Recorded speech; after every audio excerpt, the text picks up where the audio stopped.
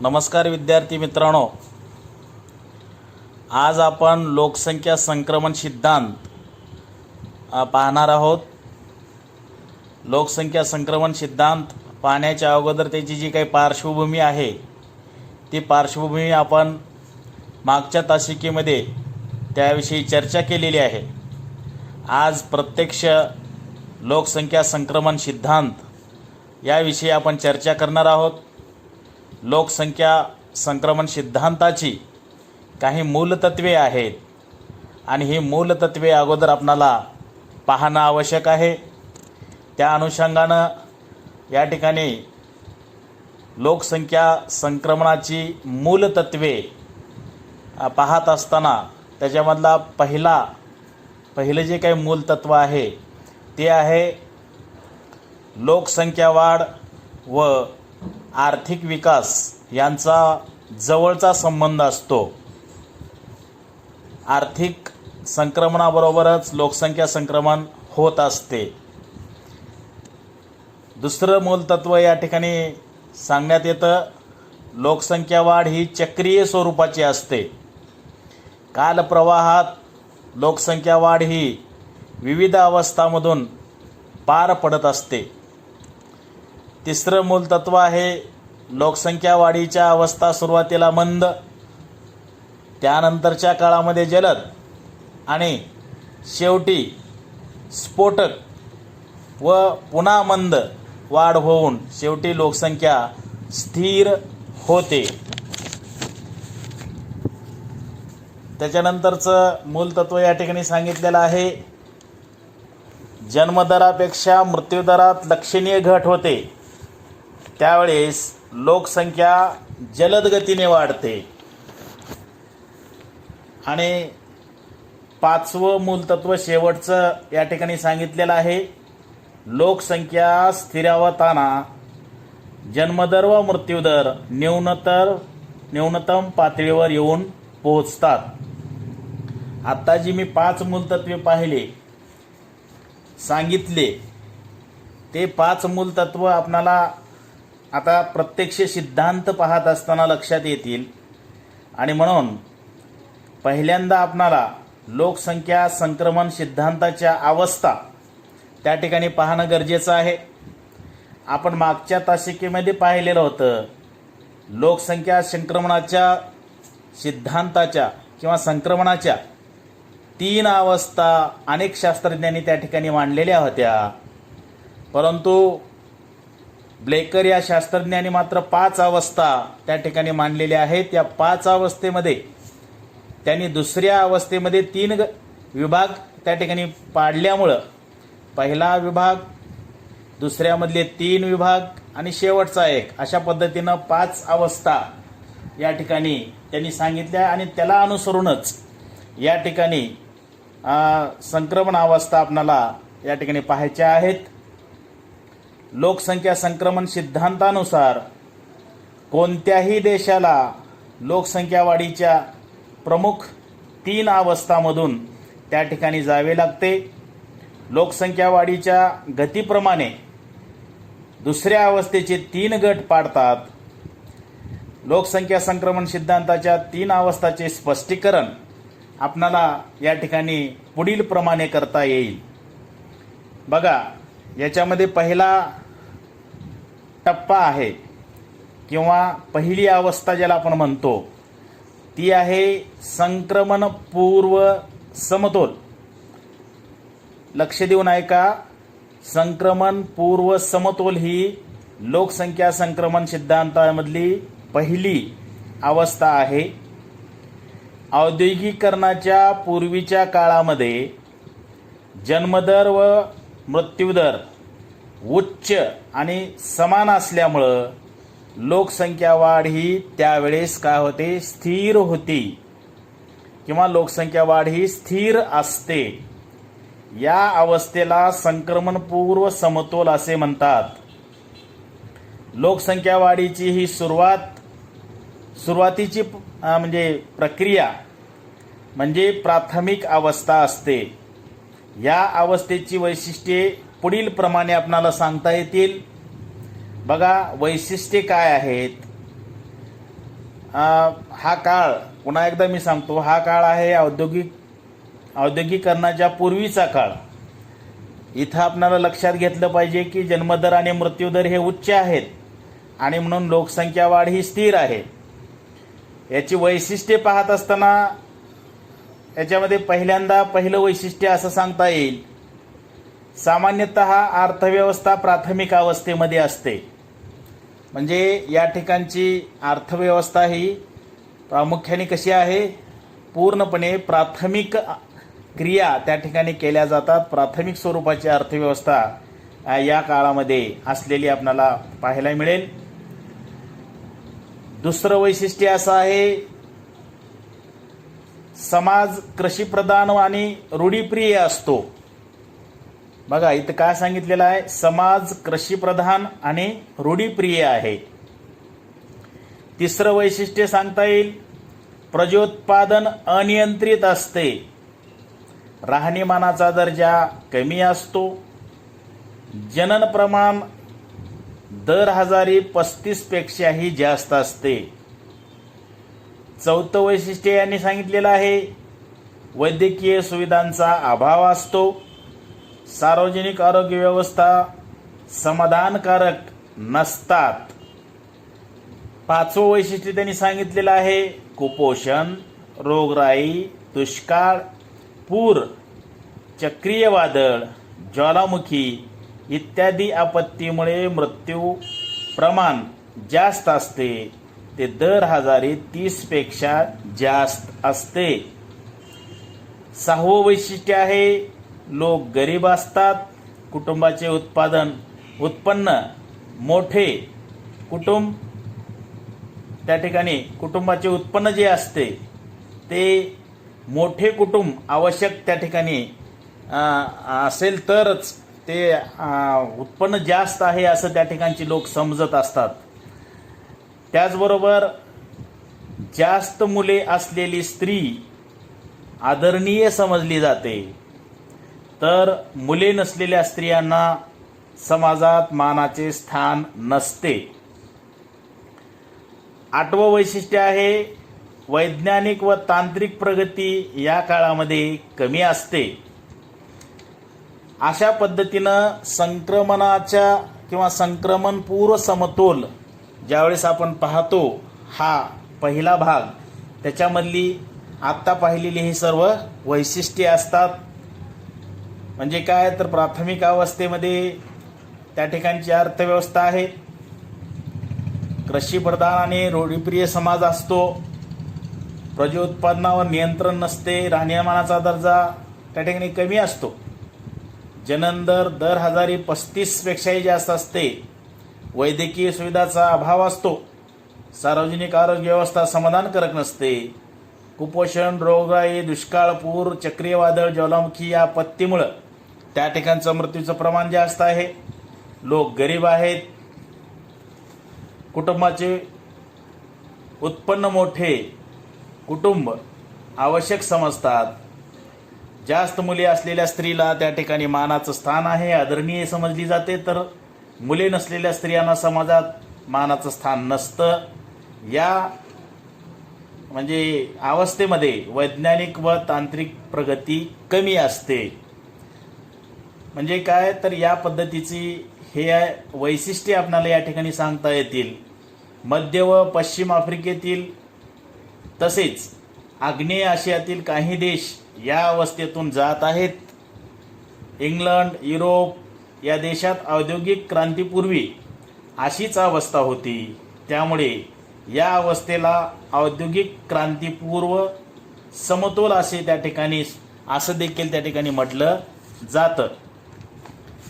दुसरी अवस्था या ठिकाणी आहे लोकसंख्या संक्रमण, दुसरी मुख्य अवस्था. आणि मग ह्याचे पुन्हा त्याच्यामध्ये 3 मग अशी मी म्हटल्याप्रमाणे काय होतात, विभाग पडतात. 3 प्रकार या ठिकाणी सांगण्यात आलेले आहेत. लोकसंख्या संक्रमण ही दुसरी अवस्था आहे. लोकसंख्या संक्रमण हा लोकसंख्या वाढीमधील मधला टप्पा आहे. या टप्प्याचे पुन्हा 3 उपविभाग पडतात. त्याच्यामधला पहिला उपविभाग आहे प्राथमिक संक्रमण अवस्था. या अवस्थेत औद्योगिकरणास प्रारंभ झालेला असतो. उत्पन्न पातळी वाढू लागलेली असते. अन्नधान्य पुरवठ्यात व वितरणात सुधारणा सुरू होते. दर हजारी जन्मदर 30पेक्षा जास्त असतो. मृत्यू दर हजारी 18पेक्षा खाली आलेला असतो. मृत्यूदरात घट झाल्यामुळं लोकसंख्या जलदगतीने वाढते. या अवस्थेची पुन्हा आपणाला काही वैशिष्ट्ये पाहावी लागतील आणि ते पुढील प्रमाणे आहेत. त्याच्यामधलं पहिले वैशिष्ट्य असं आहे, औद्योगिकरणामुळं आर्थिक विकासाची गती वाढलेली असते. विविध क्षेत्रातील उत्पादनात वाढ होते. त्यामुळे पोषण क्षमतेमध्ये वाढ झाल्याने लोकसंख्या वाढू लागते. दुसरं वैशिष्ट्य आहे प्राथमिक संक्रमण अवस्थेचं. दुसरं वैशिष्ट्य असं आहे, या अवस्थेत सुरुवातीच्या काळात वाढत्या लोकसंख्येचं प्रमाण जाणवत नाही, परंतु पुढे त्यामधून समस्या निर्माण होतात. प्राथमिक संक्रमण अवस्थेचं तिसरं वैशिष्ट्य असं आहे, नागरीकरण व औद्योगिकरणाचे या ठिकाणी महत्त्व वाढलेले असते. त्याचा परिणाम कृषी क्षेत्रात क्रांती होण्यामध्ये त्या ठिकाणी झालेला दिसून येतो. प्राथमिक संक्रमण अवस्थेचं चौथं वैशिष्ट्य आहे, आर्थिक व्यवसायामुळं व्यवसायाच्या संधी त्या ठिकाणी वाढलेल्या आपणाला दिसून येतील. पाचवं वैशिष्ट्य या ठिकाणी सांगता येईल, लायबेस्टाईनच्या मते उत्पन्न किमान मर्यादा पातळीपेक्षा जास्त झाले तर लोकसंख्या वाढीचा वेग निश्चितच त्या ठिकाणी वाढतो. सहावं वैशिष्ट्य या ठिकाणी असं आहे, जन्मदर कमी करण्याच्या प्रयत्नास समाजाकडून या अवस्थेमध्ये विरोध होतो. मृत्यूदरातील घट मात्र सुरूच असते. त्यामुळे लोकसंख्येमध्ये वाढ होण्यास या अवस्थेमध्ये सुरुवात होते. आपण प्राथमिक संक्रमण अवस्था पाहत होतो. आता लोकसंख्या संक्रमणामधील दुसरा उपघटक किंवा दुसरा प्रकार या ठिकाणी असा आहे की मध्य संक्रमण अवस्था. या अवस्थेमध्ये जन्मदर व मृत्यू दरापेक्षा वरच्या पातळीवर असला तरी तो हळूहळू खाली येण्यास आरंभ झालेला असतो. लोकसंख्या विस्फोटाच्या स्थितीमुळे उपलब्ध साधनसामग्री व लोकसंख्या यातील संतुलन बिघडलेले असते. या अवस्थेची काही प्रमुख वैशिष्ट्ये या ठिकाणी आपणाला पाहता येतील. पहिलं वैशिष्ट्य आहे कशाचं? मध्य संक्रमण अवस्थेचं पहिलं वैशिष्ट्य असं आहे, लोकसंख्या वाढीची विस्फोटक स्थिती असते. दुसरं वैशिष्ट्य आहे साधनसंपत्ती व लोकसंख्या यामधील असंतुलन वाढलेलं असतं. तिसरं वैशिष्ट्य आहे 18 वर्षाखालील मुलाचे प्रमाण या अवस्थेमध्ये जास्त असते. त्यानंतर चौथं वैशिष्ट्य या ठिकाणी सांगता येईल, आरोग्यविषयक सुविधात वाढ झालेली असते, परंतु वाढत्या लोकसंख्येमुळे त्या अपुऱ्या पडत असतात. पाचवं वैशिष्ट्य, एकत्र कुटुंब पद्धती कमी होऊन विभक्त कुटुंब पद्धतीमध्ये वाढ होते. 6 नंबरचं वैशिष्ट्य असं आहे, वाढत्या लोकसंख्येमुळे निर्माण होणाऱ्या प्रश्नाची जाणीव लोकांना होऊ लागल्यामुळं मुलांची संख्या मर्यादित ठेवण्याचा प्रयत्न सुरू झालेला असतो. यामुळे जन्मदर खाली येण्यास या ठिकाणी सुरुवात झालेली असते. भारत, पाकिस्तानसारखे देश आज या अवस्थेमधून जात आहेत. दुसऱ्यामधला तिसरा उपप्रकार आहे उत्तर संक्रमण अवस्था. तिसरा उपप्रकार कोणता? उत्तर संक्रमण अवस्था. या अवस्थेमध्ये अर्थव्यवस्था विकसित झालेली असते. वैद्यकीय सुविधेमुळे मृत्यूदर किमान पातळीवर आलेला असतो. जन्मदरात घट चालू असते, तरीही जन्मदराचे प्रमाण मृत्यूदरापेक्षा थोडे जास्त असते. यामुळे लोकसंख्येमध्ये वाढ होत असलेली तरीही वाढीचा वेग प्रामुख्याने थोडी जास्त असते. यामुळे लोकसंख्या वाढत असली तरी वाढीचा वेग मात्र मंद झालेला असतो. या अवस्थेची पुन्हा आपणाला काही वैशिष्ट्ये या ठिकाणी सांगावी लागतील.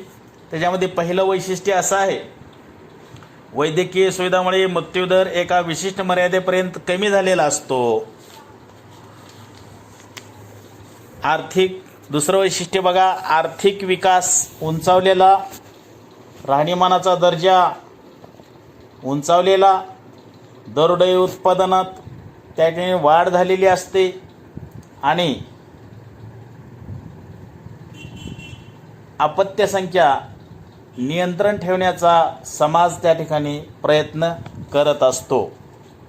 तिसरं वैशिष्ट्य आपल्याला सांगता येईल, औद्योगिक समाजात विवाह वय वाढल्यामुळं प्रजनन क्षमतेचा काळ कमी होतो.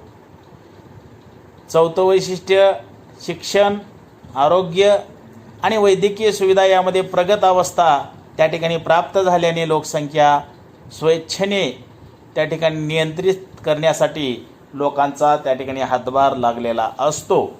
वरील सर्व घटकाचा परिणाम म्हणून जन्मदर जलद गतीने कमी होतो आणि या अवस्थेमध्ये मधून सध्या युरोप खंडातील व अमेरिका खंडातील काही देश या ठिकाणी जात आहेत.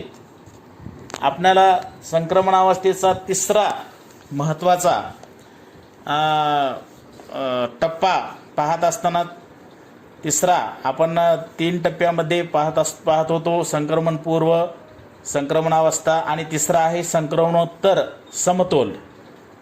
आता संक्रमणोत्तर समतोल पाहत असताना या ठिकाणी लोकसंख्या संक्रमणाची अंतिम अवस्था असते. या अवस्थेत पहिल्या अवस्थेप्रमाणे जन्मदर व मृत्यूदर समान होऊ लागतात, परंतु पहिल्या अवस्थेत ते उच्चतम पातळीवर असतात तर या अवस्थेत ते न्यूनतम पातळीवर असतात. आपण पाहिलं संक्रमण पूर्व किंवा औद्योगिक क्रांतीच्या पूर्वीच्या काळामध्ये दोन्हीही उच्च होते. कोणते? जन्मदर आणि मृत्यूदर. आणि त्या ठिकाणी दोन्हीही उच्च असल्यामुळे लोकसंख्या स्थिर होती. इथं मात्र लोकसंख्येचा विस्फोट झाल्यानंतर ही अवस्था आलेली आहे आणि या ठिकाणी आपण जन्मदर आणि मृत्यूदर हे कृत्रिमरित्या कमी केलेले असतो आणि हे दोन्हीही न्यूनतम पातळीवर आलेले आपल्याला दिसून येतात. आणि म्हणून लोकसंख्या स्थिरतेकडे या ठिकाणी कल्याणे या अवस्था संक्रमणोत्तर समतोल अवस्था म्हणून या ठिकाणी ओळखलं जातं. याही अवस्थेची आपल्याला पुढील काही वैशिष्ट्ये सांगता येतील. पहिलं वैशिष्ट्य असं आहे, औद्योगिकरण व आर्थिक विकास यांची प्रगत अवस्था असल्यामुळं लोकसंख्येचं दरडोई उत्पन्न व राहणीमानाचा दर्जा वाढलेला असतो. दुसरं वैशिष्ट्य आहे, साक्षरतेच्या प्रमाणात मोठ्या प्रमाणात वाढ झालेली असते व शिक्षण उच्च दर्जाचे या ठिकाणी असते. लोकसंख्येवर जाणीवपूर्वक नियंत्रण ठेवले जाते या अवस्थेमध्ये. तिसरं वैशिष्ट्य असं सांगता येईल आपल्याला, लोकसंख्येवर जाणीवपूर्वक नियंत्रण ठेवलेले असते. चौथं वैशिष्ट्य असं आहे, जन्म व मृत्यूदर यांनी किमान पातळी गाठल्यामुळं लोकसंख्या वाढ हळूहळू शून्यवत होऊन या ठिकाणी होऊ लागते. पाचवं वैशिष्ट्य बघा, या अवस्थेत समाज संख्यात्मक वृद्धीपेक्षा गुणात्मक वृद्धीला जास्त महत्त्व देतो.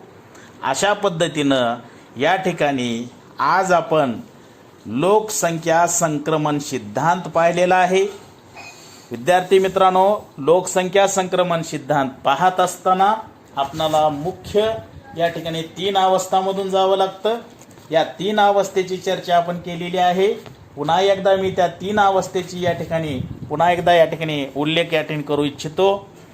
संक्रमण पूर्व समतोल, लोकसंख्या संक्रमण आणि तिसरं आहे संक्रमणोत्तर समतोल. याच्यामध्ये दुसऱ्या अवस्थेचे आपण काय केले होते, पुन्हा 3 उपकार पाडले होते. त्याच्यामध्ये दुसऱ्या अवस्थेमध्ये म्हणजे लोकसंख्या संक्रमणामध्ये पहिला आहे प्राथमिक संक्रमणावस्था, दुसरा आहे लोकसंख्या म्हणजे मध्य संक्रमणावस्था आणि तिसरं आहे उत्तर संक्रमणावस्था.